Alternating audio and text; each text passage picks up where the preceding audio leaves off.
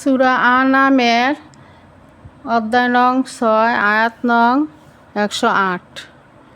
তোমরা তাদেরকে গালি দিও না আল্লাহকে ছাড়া যাকে ডাকে, কেননা তারা শত্রুতাবশত না জেনে আল্লাহকে গালি দিবে। এভাবেই প্রত্যেক জাতির নিকট সুশোভিত করেছি তাদের কার্যাদি। অর্থাৎ রেওয়াতে আছে মুসলমানগণ কাফেরদের সম্মুখে তাদের দেবতাদেরকে গালি দিত। আল্লাহ বলেন, যারা গালির যোগ্য তাদেরকেও গালি দিও না, অন্যথায় যিনি গালির যোগ্য নয় এরা তাকেও গালি দিবে। অর্থাৎ কাফেরেরা বলল, হ্যাঁ মোহাম্মদ সাল্লাল্লাহু আলাইহি সাল্লাম, তুমি বলে থাকো মুসার লাঠি দ্বারা পাথরের উপর আঘাত করলে 12টা ঝর্ণা প্রবাহিত হতো।